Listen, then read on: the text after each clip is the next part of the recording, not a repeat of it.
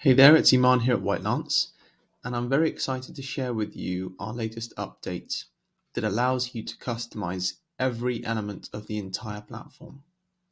Now, as you're probably familiar with, in the styling section, you can change certain items like margins or images, you can change fonts, you can change certain buttons, but there's lots of the rest of the site like these background colors or background list items that are semi hard coded, so you can change the color, but you can't change the edges around it, for example.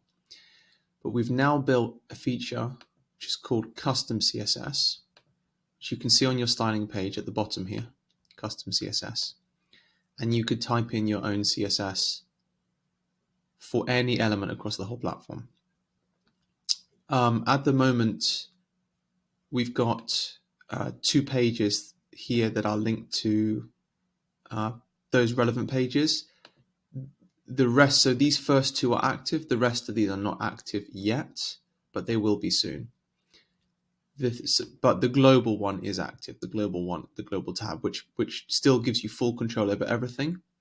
But the only thing you can't do, for example, at the moment is to say, okay, only apply this CSS to this particular page, to the login page. At the moment, you have to do it globally. So here's how it works. Let's say that you wanted to change the text and the font in line with this on the right. You can see there's 2 different styling at the moment, but let's say you wanted it to be consistent. You would identify that selector, and this is going into a bit of front-end development now. So if you're not familiar with this, someone else, you can hire a front-end developer to do it, or we can do it for you. You would identify what that element was. So here we can see it's a footer widget, and it's a span within that footer widget. So we'll go and create this here. So it's a footer widget, it's a span within it, and then we'll change the font weight. So let's just change the font weight to 400 and the font size to 14. So what we want to do is to bring all of this in line with this on the right. And you can see here, this is the end result now that those have been applied. You can see all of these texts are now consistent. And here's another example. Currently, these navigation tabs are using your default primary buttons.